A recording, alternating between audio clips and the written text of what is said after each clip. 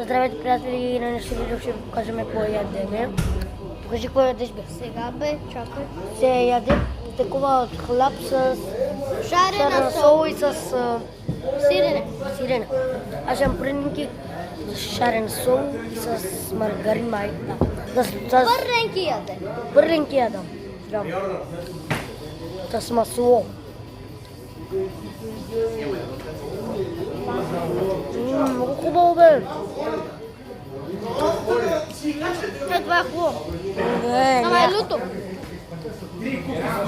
то си суши, бе. Сиренето е с люто.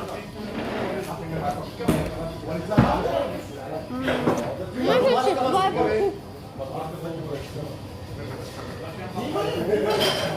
Ако искате, приятели, да си дадете една магазина на центъра можете или на лидера да си намерите и вкусни прилики, шарена сол и с маргарин.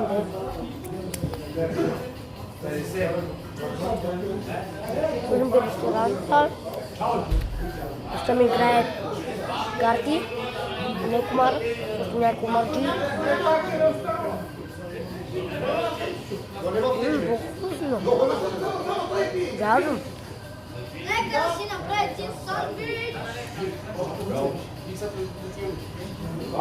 Миши, къде отиде, бе? Миши! Ела, бе! Ела. Мишо. Мишо, и за тебе има пърленки.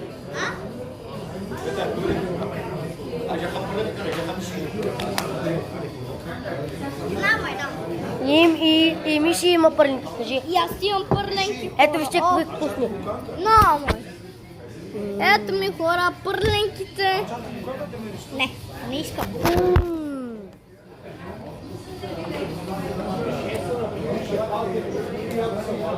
Вкусно. Вкусно е хора. Много. То се казва тук... Видите, една табела с такова, с ядене, с пиене и се спират. И тук правят дори ресторант. Той е малък, ама после когато има много хора е много голям. Той е малък тук, ама не много голям е. 1000 човека може да си.